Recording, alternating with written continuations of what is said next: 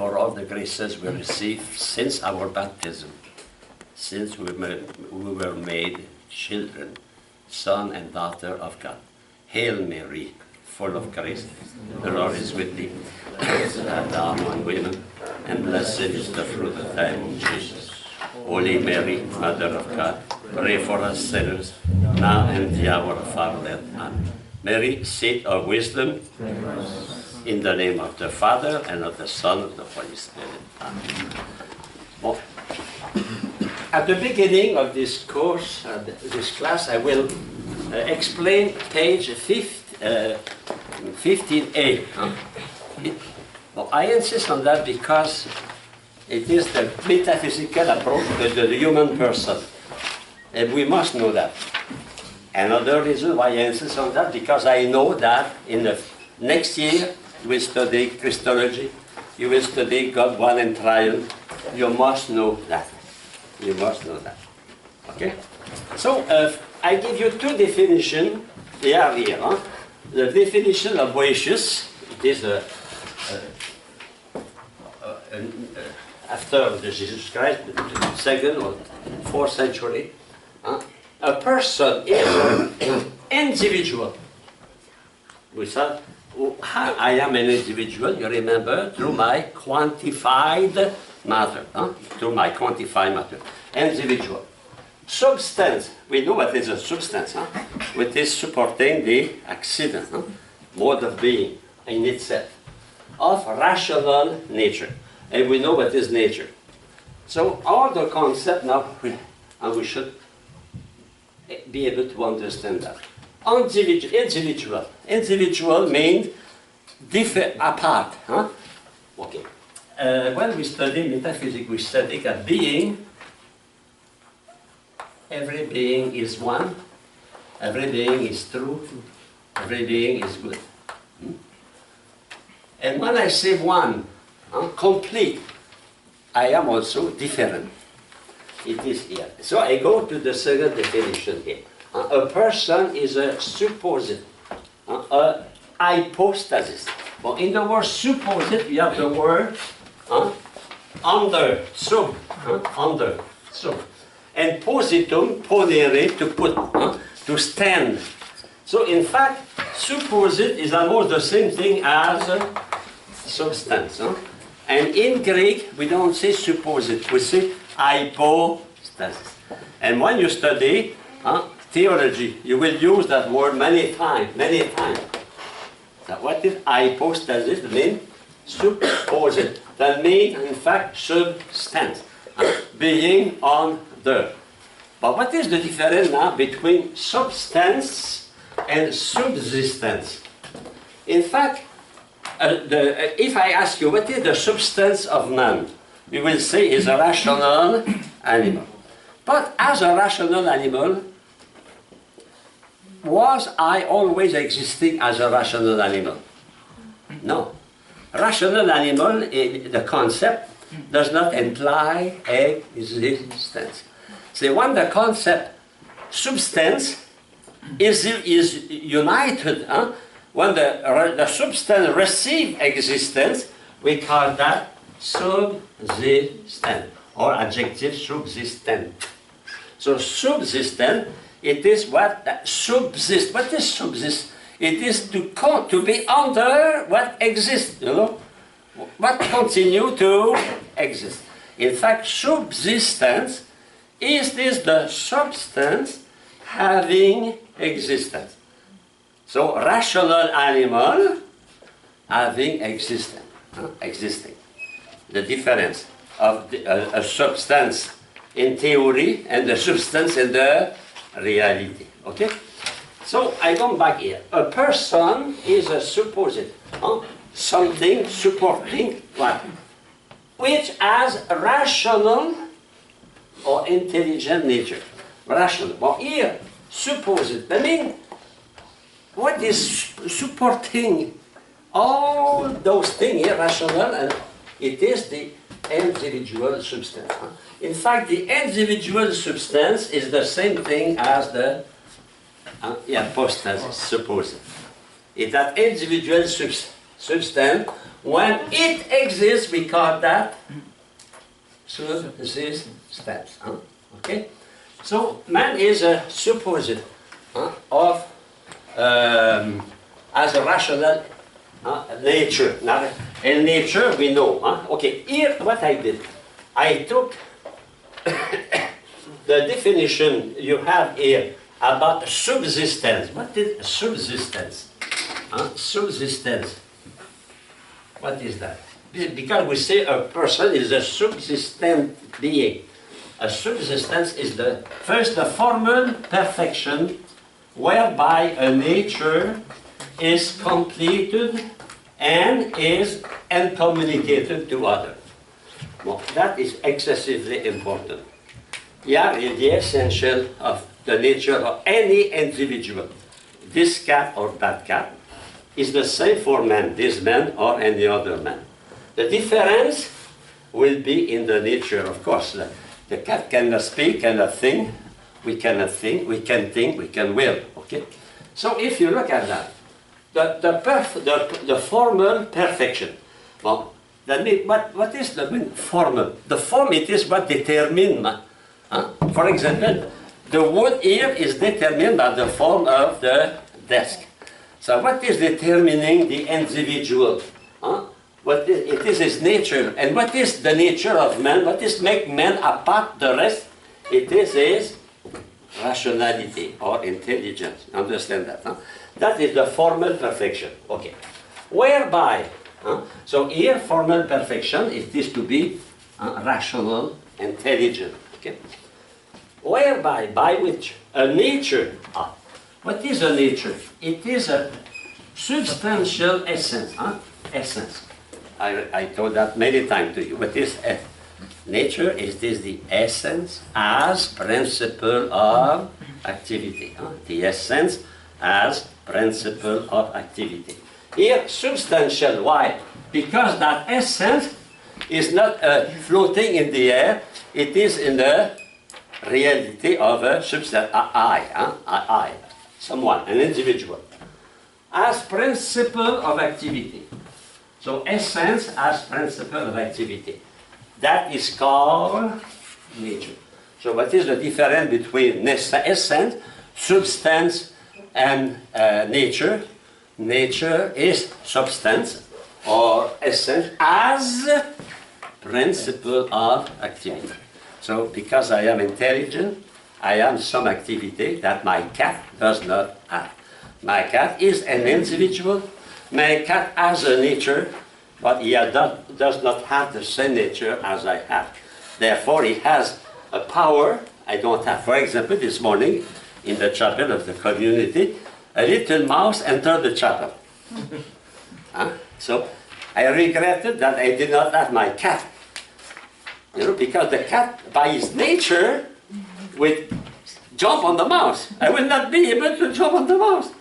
So we prayed to Saint Martin de Porres. We opened the door and the mouse went out. The mouse went out. Okay, because it came in the chapel. So, you know, Saint Francis of Assisi, you know, we were familiar with animals. Even the mouse can go to church. You know? And sometimes rats and mouse like to go in the sacristy because they have something to eat. So, it's completed and uncommunicated. Oh, I insist on that here. Here you have the two dimensions of any individual. A cat, or a dog, a man, etc. It is, I am a cat is a cat, a dog is a cat, a man is a man, when they are complete, complete cat, as you want, and communicated more. Why? What is the meaning of that? I give you other qualificative to express the same thing. Completed, perfect, completed, all, all. Okay. One. In fact, here, one. In metaphysics, unu. Unu. Unu. Entire. Entire. Integral. All those words mean the same thing. And what is interesting, if you look at whole, complete, perfect, because here completed is perfected, perfected, etc. All and only. When we speak about God, it's interesting. In English we say holy, holy, holy. Holy means complete, perfect. The idea of perfection. Here we have the idea of perfection. Perfection. A man is perfect when he's an adult, he's responsible, he has everything to be a man. A kid, no, not yet. He's a person, but he's not an adult, you know. For example, in Latin, I told that to you, there is a difference between homo and vir. I can say a boy is a homo. He's not a vir. He has not the strength, the power of an adult, you know. So, it's the same here. So, complete means I am perfect in my dimension. Of course, I'm not God, but I am perfect as a cat. I am perfect as a dog. I am perfect as a man. Okay? So that is a characteristic of any individual. Every individual is complete. And secondly, uncommunicated to others.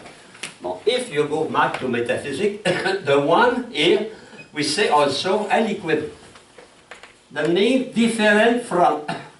By the fact I am one, I am not the other. Therefore, I am other. By the fact I am myself, I am one, I am complete, I am different from other. That is a characteristic of individual.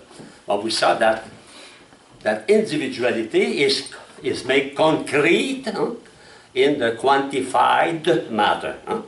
For us, quantified matter. Or different, autonomous. What is autonomy? Is to be apart, to be different. So, apart. Apart. In the old time, when they wanted to make a sacrifice, what they took a sheep or they took a calf. Sometimes country they took a man or a woman. They put apart for a sacrifice. That means that person or that animal will be immolated, will be killed, slaughtered. It is sacred. It is apart. In Latin, apart, to put apart, it is sanctio. And the participle past is sanctus. Interesting. So when, it's a good proof that we cannot translate an idea only with one word. In English, we translate holy, holy, holy. In French, in Spanish, in Latin, sanctus, sanctus, sanctus. But the word has not exactly the same meaning. In English, when you say holy, you insist on the perfection of God. God is infinitely perfect. When we say in French, saint or sanctus or santo in Spanish or in Italian, we say you are totally apart. We insist on the transcendence of God. That means our translations are imperfect. We cannot translate perfectly. You have no word to translate perfectly the two at the same time. Why? Because they indicate two different dimensions. Okay? But that is the metaphysical approach. But I think it's important to have that, because in theology, you will study that. When you study the nature of God, when you study the human person of Jesus, the three persons of the Holy Trinity, you need that. Yeah. And what makes us different, one from another, because first we are complete. Every individual substance is completed, perfect, whole, etc. And God holy, and also incommunicated. I can communicate my mind. I cannot communicate my being. My I is incommunicable. You understand that? That means I'm totally different from another. Totally apart. And that will have some consequences. Because I am apart and you are other, I try to communicate with you. But will I be able to communicate my whole I?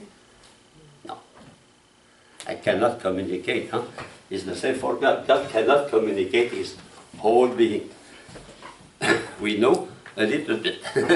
Like I know a little bit of each of you. Okay? So let us go now to the text on page 16.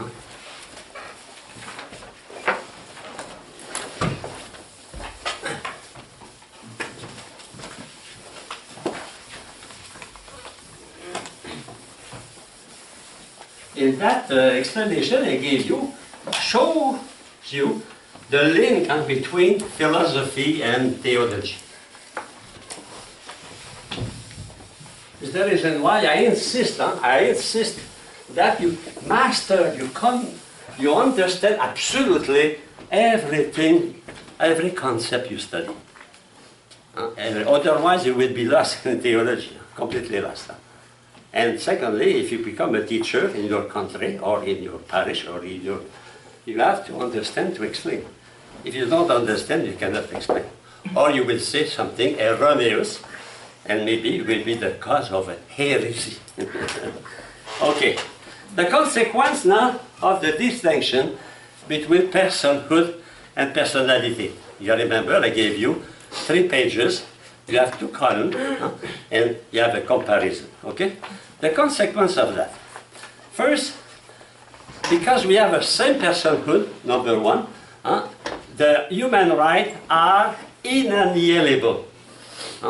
That means the human rights do not depend on the personality, depend on the fact you are a person or personhood. That is very, very important. A poor man, a rich man, Mr. Trump, and the little man sweeping the floor in the subway in New York, they have the same human right. Okay? And that is very important.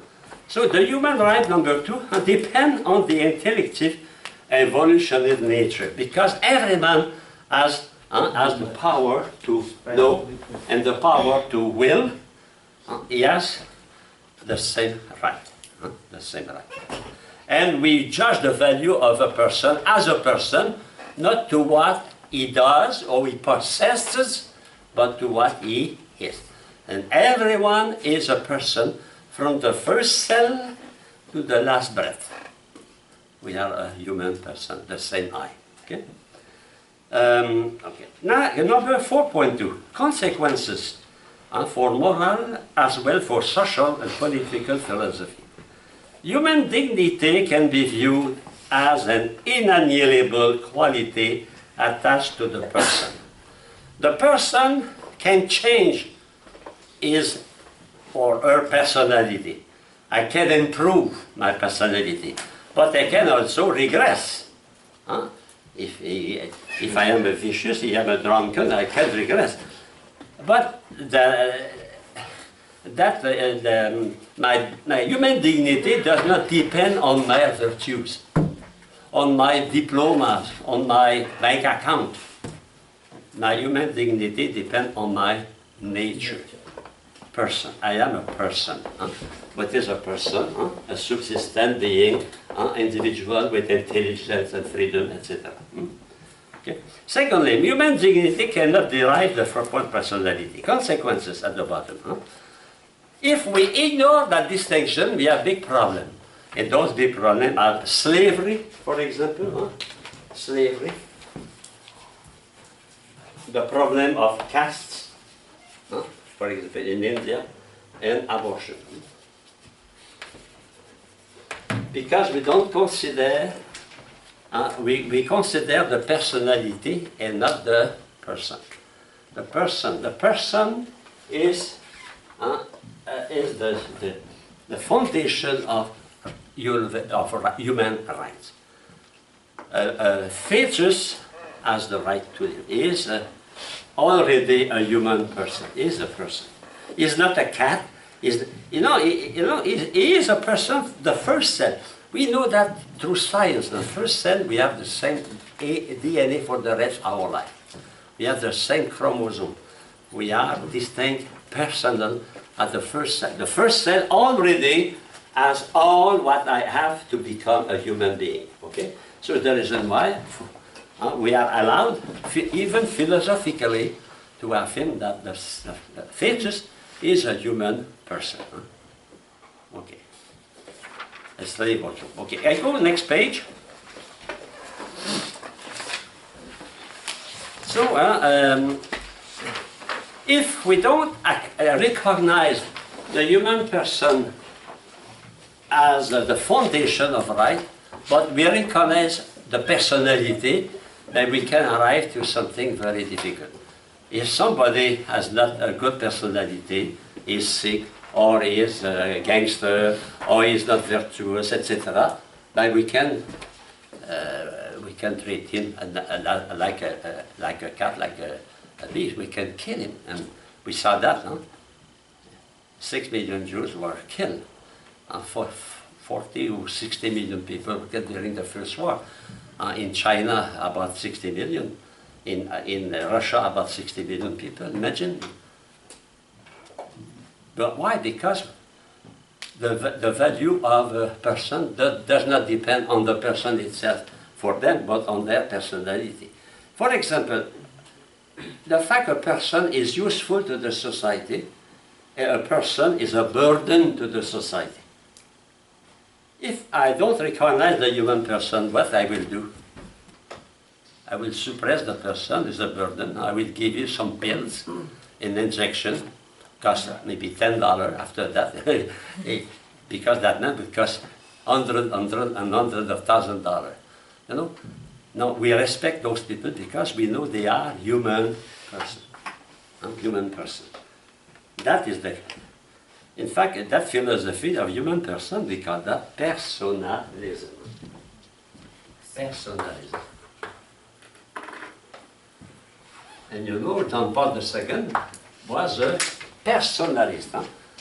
He was a personalist philosopher. Who influenced him was Buber, a personalist philosopher. And you have one in French, it is Mounier. Mounier, who influenced Dorothée Day and Peter Morin for the Catholic work in the United States.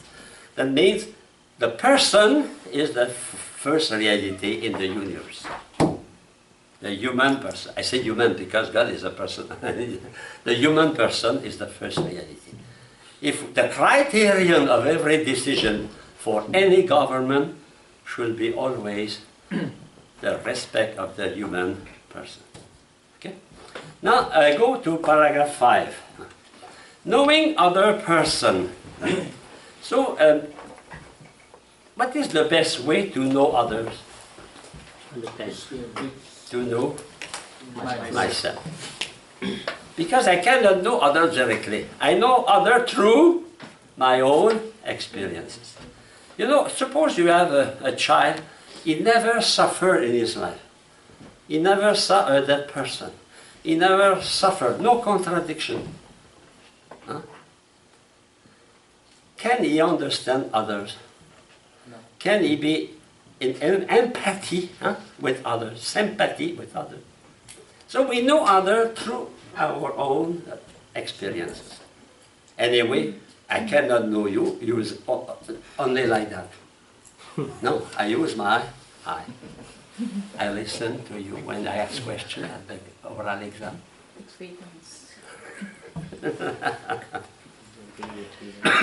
In fact, we know the 5.6. We know the existence of others through our personal experience. Well, that is, I think, you look at yourself. How you know your mother? How you know your father? Through your experiences. You were in contact direct with your mother. You discover your mother. Little by little, you discover a dog, your cat, etc. So in fact, we are open to others through our knowledge. And when we are in contact with others, that we react, we love them or we detest them. Because love must be preceded by knowledge. We cannot love who or what we don't know. Okay? Next page. So, in fact, we have two words in any language to express there is a communication or there is no communication. Yes or no. Sí or no. Or in French, oui or no. In any language, we can express that we are united with your mind or not through two words. Yes. No. No. Yes. No. No. Even if they don't know the language. Okay. So the language is the expression of that communion. You remember what is knowledge? Is a communion with others, with the thing we know. But when we are in contact with others, is a communion. For example, because you are attentive, you are in communion with me. I am in communion with you. I tried to give you some ideas, and those ideas, I hope the same, enter your mind, and we are in communion with it. Language. I am here, and you are here, and we have here some idea. That idea must be common. And that idea common is expressed to the word yes. Very important. When you go to a marriage, and the priest asks, Mrs. Ana Maria de los Santos Apóstoles, No. and do you want to marry John Blow of the United States of America? No yet. No or Yes. yes. If you say yes, that means there is something common between both of you. If you say no, that means there is a separation. No, it's common sense, no? The communication between persons is made through language, but language is only carrying ideas, carrying information, carrying emotion, etc. Okay, page 19. In fact, there is only one understanding. We understand the same thing. Is the reason it's very important to have the same definition of thing. When American and Soviet, they met together to speak about peace, but they don't have the same idea of peace. When the employer and the employee, they meet together to fix the just wages, they don't have the same idea. They must arrive to a common idea, a common understanding. Okay. I go to page 20. You can read that by yourself. But another thing, the yes, involves that knowledge is not a private matter. Knowledge there is no copyright on knowledge. For example, Newton is not allowed to put a copyright on the law of gravity. No. Because when we discover truth is universal. Of course, for a certain time, a scientist can have a reward because he discovers something, but not for all eternity. Okay? Otherwise, we will be obliged to pay a copyright to Archimedes, who invented the screw. Okay? So it is a public act. Public act. When you communicate your knowledge with another, it's no more. Oh, you say, oh, I don't tell that to anyone. That is a secret. A secret is a public act. As soon as you say something, it is public. Of course, you say public only for you. Sometimes, everybody. Yes, knowledge expressed through word is not something absolutely personal. When you want to communicate, what you say, the gesture you do, etc., all that is public. If somebody asks you, do you like, I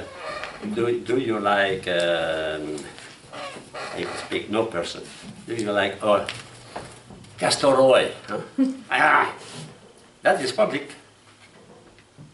It's public. Every time you express your feeling, you express your emotion, you express your attva through any kind of language, it is public.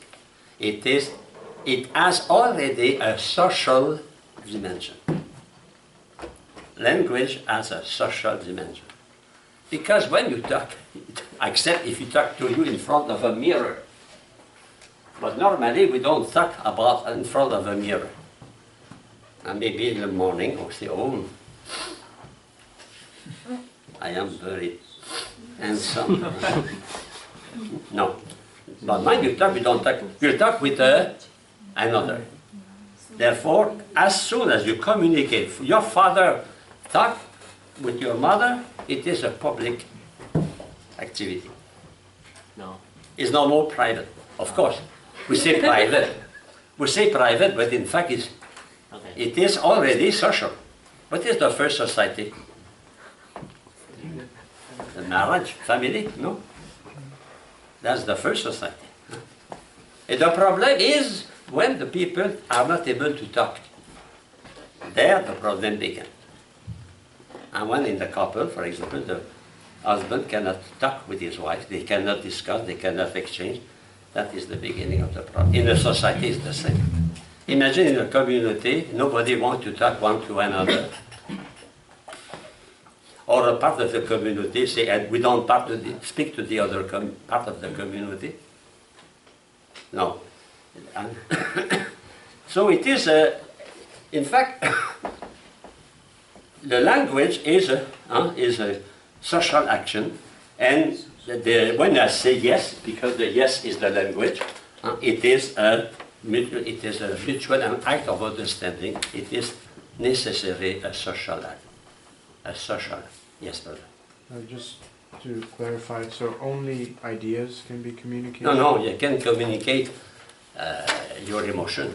You can say, I'm sad, but when you can you communicate your emotion the same way that you communicate your ideas? No, it's more difficult because it is less precise. But you can communicate. Your superior meets you in the morning. How do you do? But if you say, that means you slept not very well.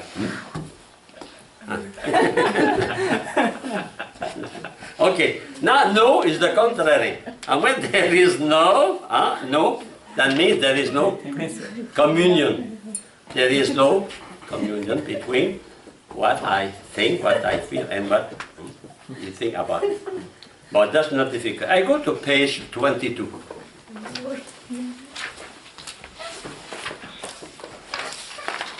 So the present analysis about the yes and no.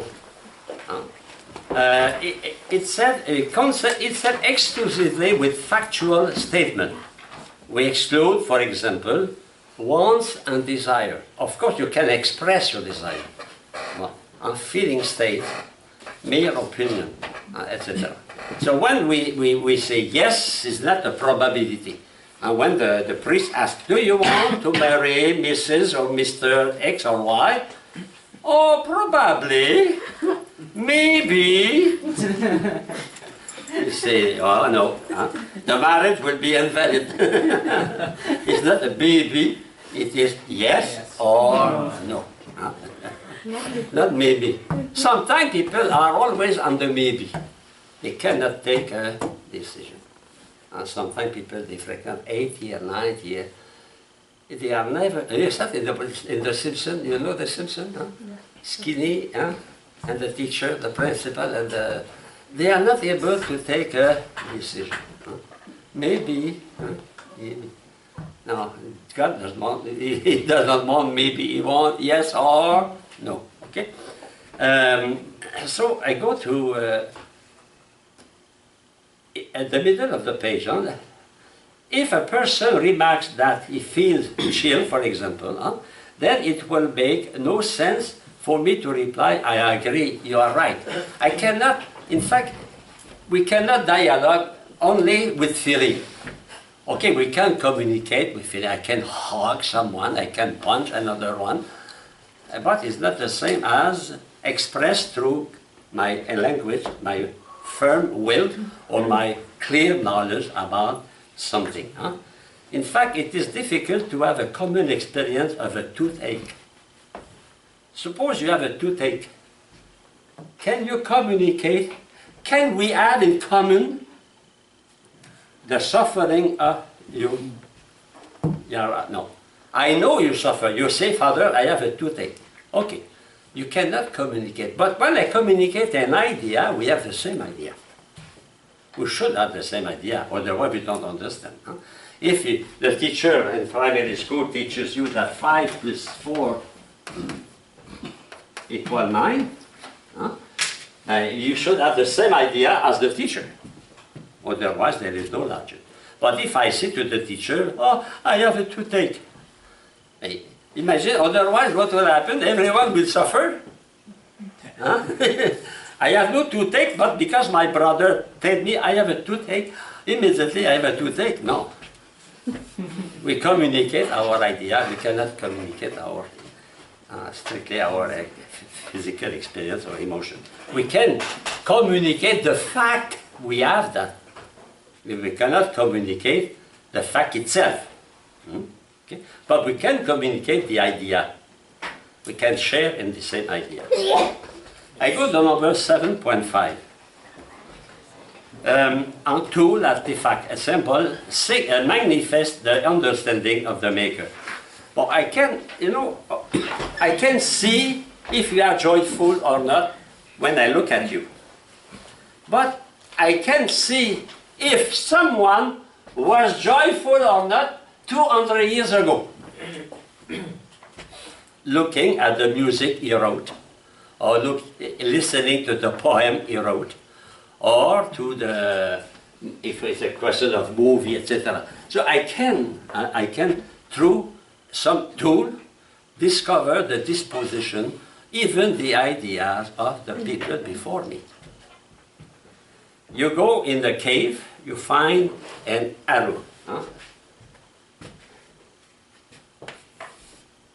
Made with stone, huh? An arrow made with stone.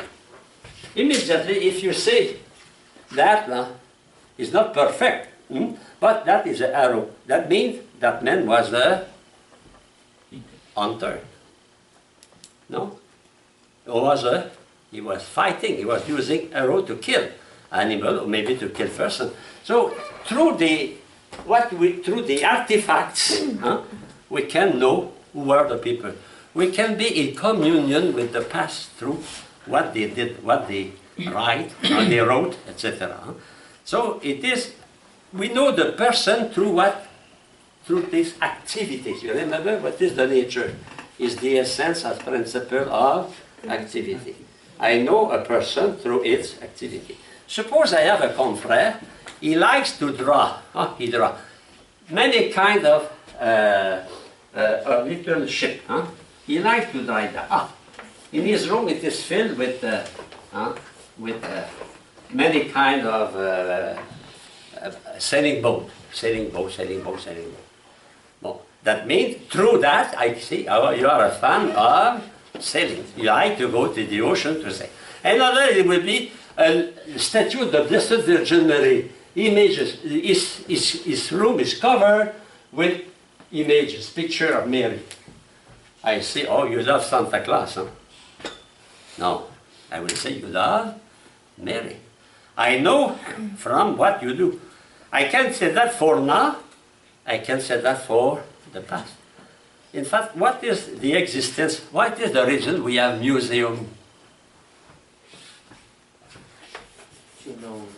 To know how the people of the time in the past lived, what were their emotions, what was their style of life, etc.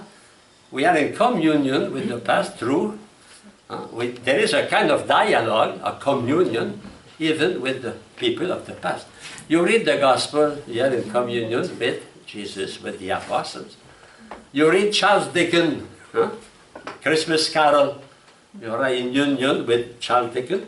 You are in union with Scrooge, Ebenezer Scrooge, with Barley, with Tiny Tim. And you read a novel made by, about the hobbits. In fact, we are in communion with the past.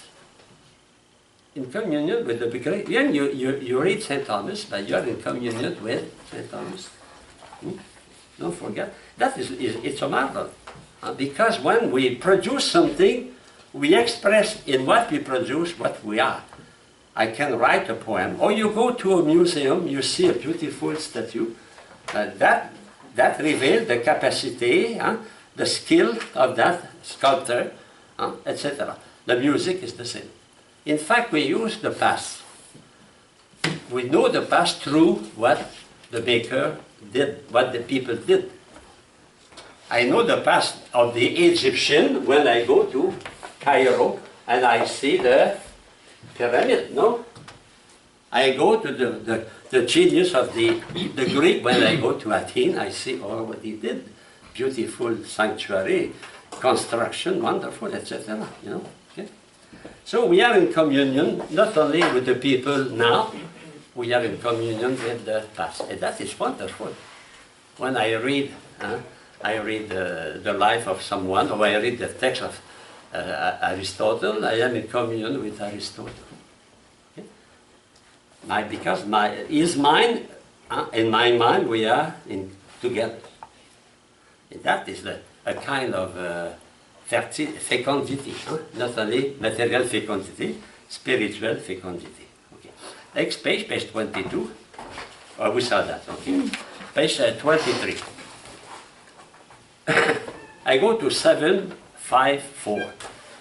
When we discuss, when we discover order or purpose in thing, we conclude that the presence of the understanding of the maker.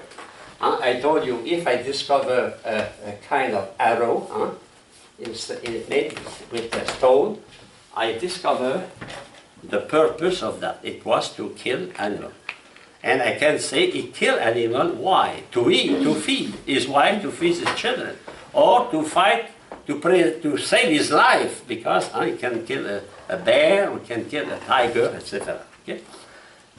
So when there is order, there is finality. You go to some forest in Europe, and you see the trees are straight line. Do you think, Chance did think very well, you know? Immediately, when you see some order, you have trees. I went to there is a castle in France, Langeais, not Langeais, I forget. Anyway, when you arrive there, there is no flower, but there is beautiful garden, and those gardens are made with cabbages, with carrot, many things. And it is very beautiful for eye, because every has a different color. When I see that, I say, nature does very well thing. I say, that by chance, chance is, they threw all those, and they thought, no. If there is order, there is intelligence. If there is order, there is finality. When we put things in order, because there is a reason for that. A reason for that. A finality, a sufficient reason. A sufficient reason. So, when we study, for the paleontologists, for example, the archaeologists, what they are searching? They are searching for devices. Why? To discover how the people of the time they thought, they live, what are their values, etc. You go to Pompeii, you will see some picture. It will reveal you that the values of the time was not exactly the values of our time. You know, we see things we see that we know the people of the past through what they did. And we know also that if they did something with order, they have a goal. You know, in Peru, there is, we call the line of Nazca. They are a huge line in the desert. Huge line. And some line, they have a picture. They represent a monkey, for example. Huge. I saw that by plane, because you can, you see how that exists. A lot, many interpretation. Alien, it was for alien when they landed, you know. Many interpretation. Why? We ask question because there is order. Why those lines are parallel? Why there is some indication? Why? Because if they have a meaning, a signification, but we don't know. So we can interpret, we can say, maybe in the past that people coming from other planet and they landed there. But it's up to you to think what you want.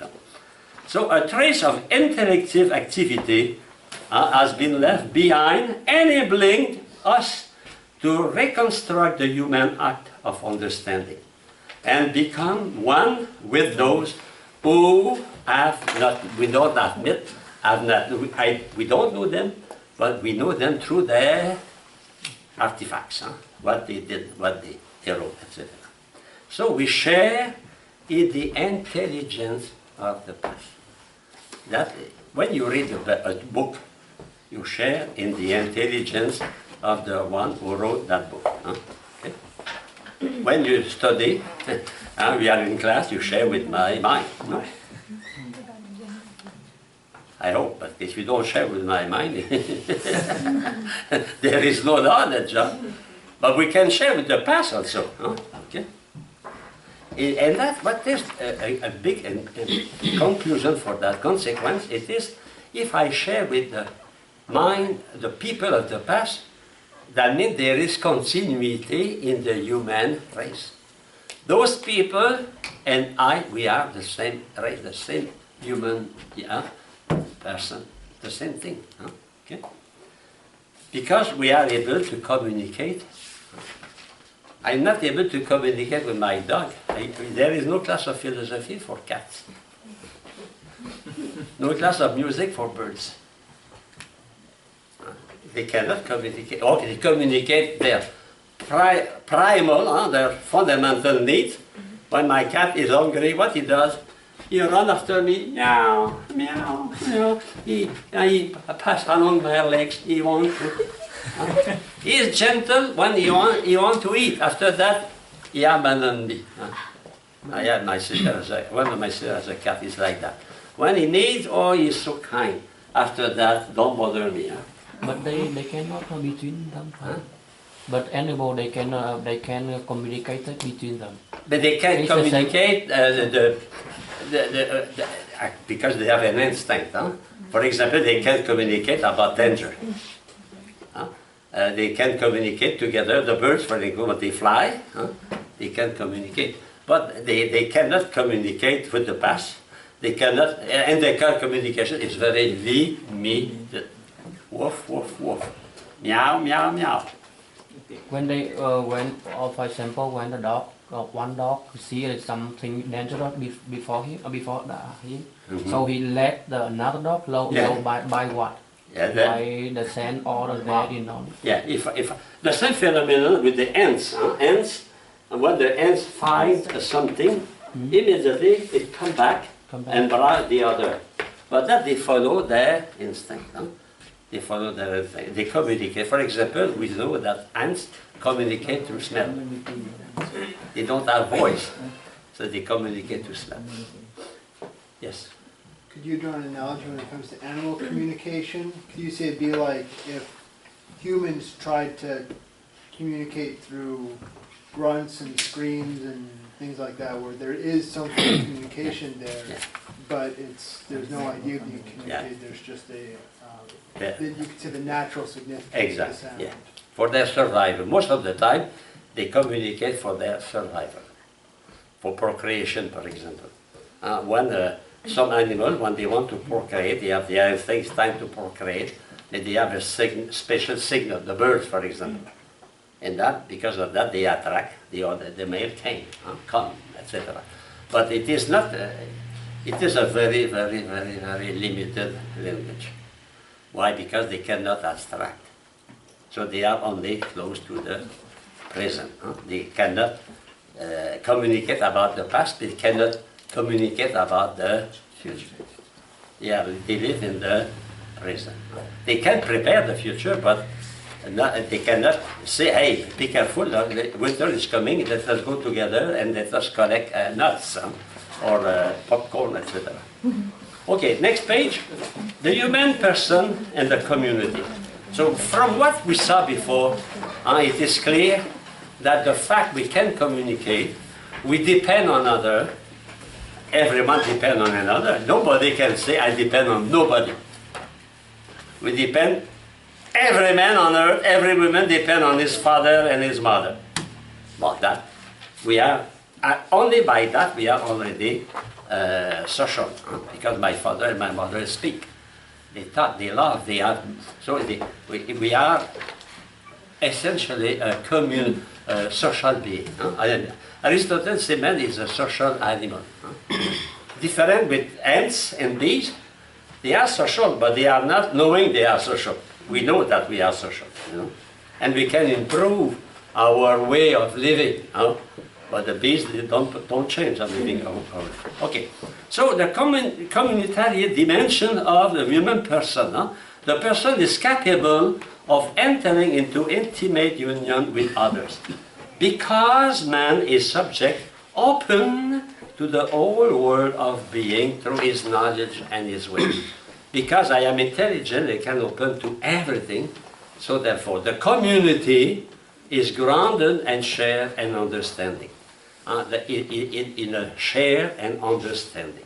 That means I understand, because I understand, I can share with others my understanding. It is what I am doing now. I am sharing with you my understanding. And when your father explained something to you, he was sharing with you his understanding. Okay?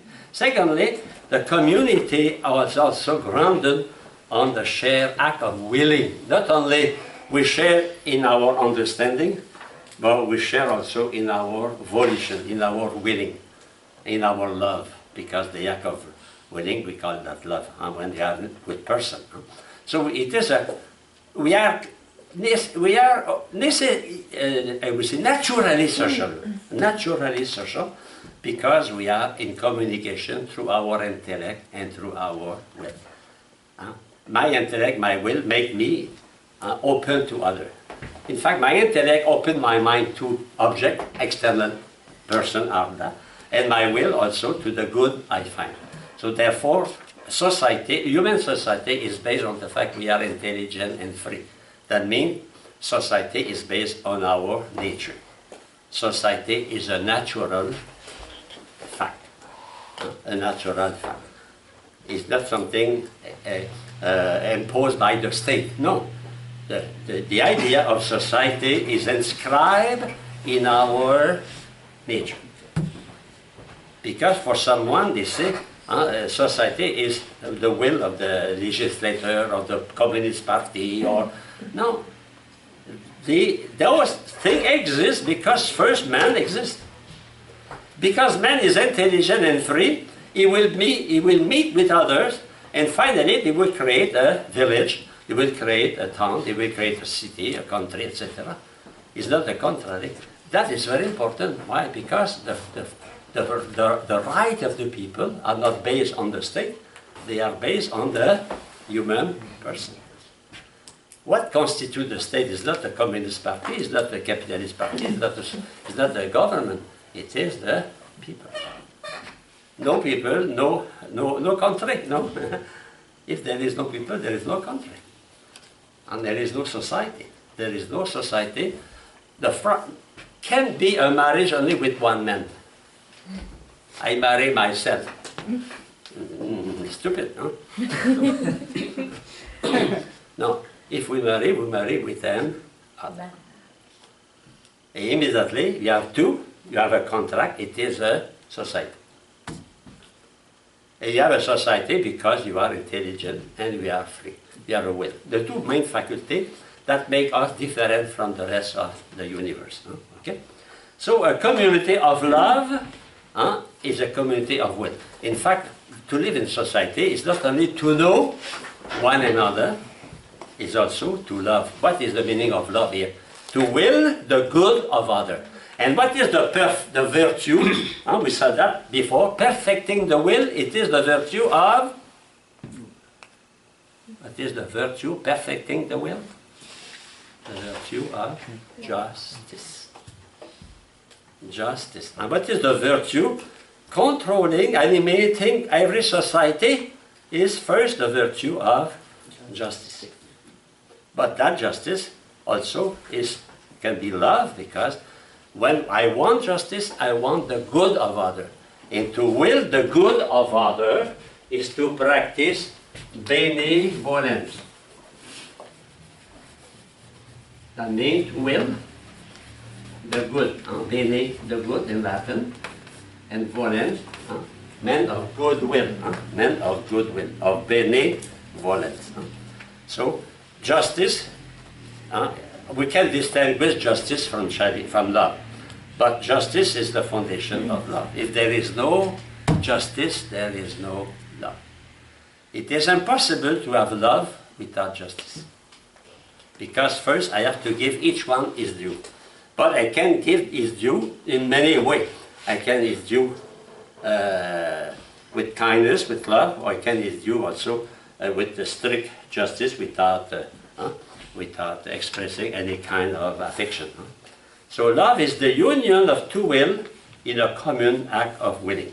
And so it's very important that in the country, in the family, in the society, there is some kind not only of justice, but more than that, really to love one another. You know, we feel that when you are in the country, we don't feel that. But you go outside the country, and you meet a man, a woman of your country, you never saw for the first time. But what you know, he is from my country. I am a Canadian. I go, for example, to Vietnam. And suddenly, I see a man with a red flag on his back. Hey, you're a Canadian? Yeah, oh, my brother. We never know, we never met, but we are brother because we are the same country. That means not only there is justice, but there is a kind of affection. It's the same for Vietnamese, I'm sure. When you come to the United States and you meet a Vietnamese in Middletown or in New Haven, you are a friend. You are a friend. That is very surprising. You have to express that. You go to another country and suddenly you meet someone in your country, even for a Canadian from British Columbia, I am in Quebec, but he is my brother, you know. It's the same for African. I see that when they meet, my brother, my brother. That is the mean. Justice is the foundation, but we must have more than justice to be happy. We have not to be happy. We must have more than justice. For example, if your father, your mother practice justice, okay, you need $5 to feed the children. $5. No affection, nothing. No. He should say, oh my dear, sometimes, yes. He will practice justice, but at the same time with a smile, I try to do that when I give you your mark. Not when I give you Yahweh. Oh, Yahweh. Okay, I go to the middle of the page. This community of love is built by willing the same object. Now it is the same object. We see that in socialistic, second semester, the common good. The common good.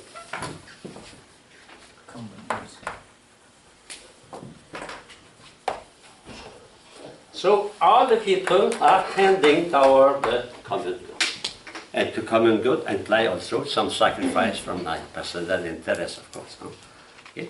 So willing the same object. As a consequence, the authentic love is always self-transcending. In fact, love is always asking the person to go farther outside of itself, of himself.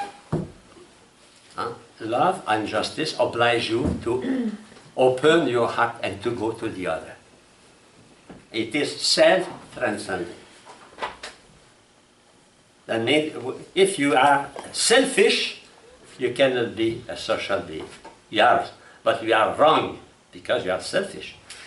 But when I want to practice the common good, to make all the people happy in the country, I must be self-transcending. I must be able to forget myself and to go to the other. That meaning of self-transcending. To go beyond my own interest. That is the condition to be happy in a society. Any kind of society, in religious life, for example. If you stay only on your right and you are not open to the common good, but the community will become a hell. A marriage is the same thing. The common good, which is also the happiness of the people, require that each one be open to the other and not close on himself. And that is the vice of capitalism, when they are centered on themselves, centered my own interest. Okay? Page 25. So the value is distinct from either the two parties winning it. For example, a contract. A contract is a mutual agreement. But what make us to make a contract or to live in together? Because we have some common value. If there are no common values,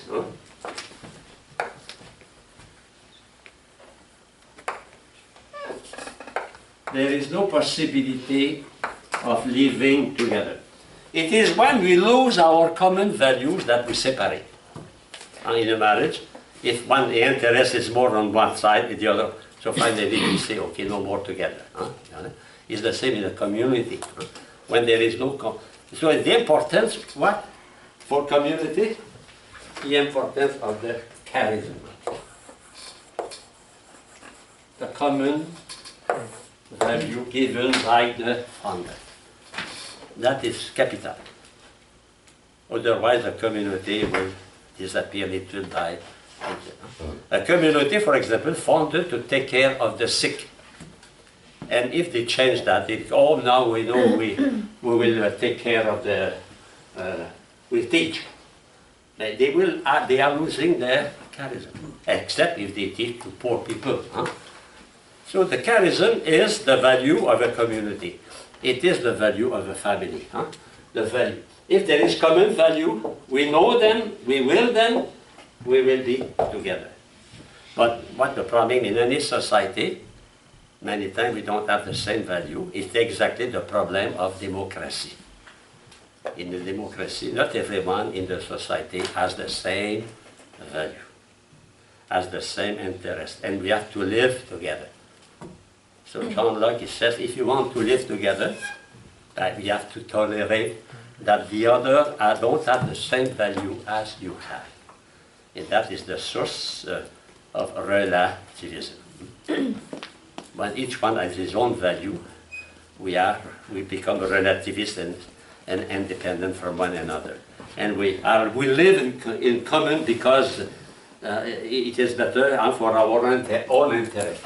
So common value, a common in community, a charism, which should be the value accepted by each one.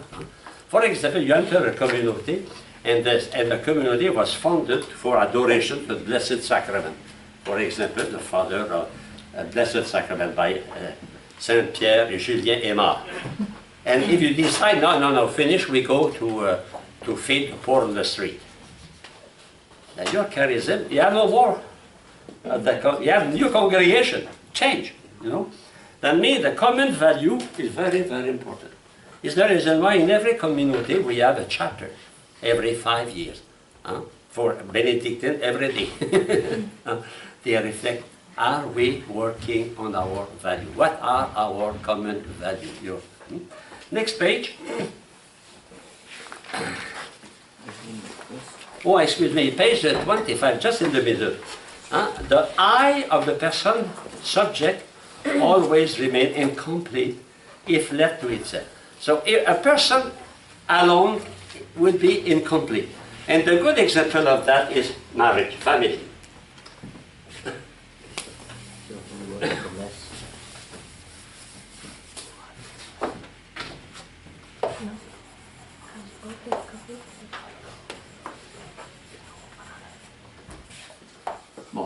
Normally, a family, a man and a woman, a father and a mother. Okay? We are incomplete. Yeah. Each one, we are incomplete. And to be fertile, we must be two in one flesh. Common sense? Common sense, because today we deny that. Huh? Not we, some deny that. In fact, we have another orientation, and naturally, we are tending to the other sex. Why? Because by nature, we are not complete. We need the other to be complete. And we have a vocation as a human being is to continue to reproduce the race. That is it's a biological law. Huh? We have that. But we are not alone. We must. It's the same for flowers, it's the same for animals. That means we are not complete. We are not perfect. Complete, perfect means complete. In fact, we are, yes, because we are not perfect, we need another to make us perfect. So the normal life of man and women is to live together in the nature. But we can also live together for another reason. Live only men together, only women together, for supernatural reason. But first, as a human being, I am not complete. I cannot have children by myself. I need a family. We need a family. So all that is very fundamental for the society today, because we are denying that. Our society is denying that. Is denying that we can be complete, two men together and two women together, homosexuality. No, it's a nonsense. And that we must recognize we need a mother. It was a good cartoon I saw. It was Santa Claus here, Santa Claus, and on his knees he received a child. So you have a child here, and he asked, my child, what do you want for Christmas? And here there is two men. Here, two men. Santa Claus and the child here. And the child was crying. I want a mother! I want a mother. That means we are incomplete without, we need a mother. And the mother needs an husband. And the husband needs, yeah. We are essentially social because we are incomplete. We are not totally perfect. Anyway, we need a baker, we need a doctor, we need the one who makes electricity, we need other. Imagine the number of persons, they are working for you every day. So now, a problem by human the loneliness, because we are not complete on page 26. We are limited by our language, we cannot express everything. But we are limited also by our sexuality, our sex. Being a man, I cannot all the emotion a human being can have, because women have other emotion, I have emotion, and we have to complete harmony together. Well, that is, is the law of nature. And if you don't, so what happened? They discovered in the history of the church that to live alone all the time is not good. So what Saint PhAn did, all those things, he created community of men, community of women to live together. Even hermit, they have to live sometime together. Okay? I spoke about that, page 28, I go to page 29. So the self-knowledge and ethics. What we said about the human person from the beginning of the class is fundamental for the class of ethics. Huh? That is fundamental, okay? And fundamental also for theology. And that is the last paragraph on human person and religion. Huh? In fact, man is, I will say by nature, he is by nature religious. Why? Because man is a being of relation. Huh? Man is a relation with his parent, in a relation with his wife or husband, in a relation with his children, in a relation with the neighbor, in a relation with the baker, the butcher, the farmer, etc. We are in a relation. We are in a relation with nature. Huh? We are in a relation with nature. That means the trees, the birds, the water, a relation with others. Others include man and all the world around us. And finally, we are in a relation with the order of God. And that relation is called religion. Because I am intelligent, I see things cannot be done by themselves, no? Common sense, huh? A cat cannot be a cat without a father and mother cat. So I know. Finally, my ancestor, in every culture, they arrive to a supreme ghost, a supreme spirit, a supreme being we call God. That is a fact in any society. For someone, the God now is that, but is a God also. So we have, as intelligent being, and the need to express love, we have a link with God. And that link, it is really a religion. Religion. And that is a historic fact. Nobody can deny that our ancestor, even the caveman, has a cult. We can see that through the picture. Can see that especially through the way they unbound, they buried their dead. Okay, so that concludes our reflection on the human person. It's a very important chapter, preparing you for your study in metaphysics, in ethics and in theology. The next paragraph, next time, we'll go now to another higher level. Now, what is to be a living being? In fact, what is life? We study what is life. Okay. Oh yes, I would say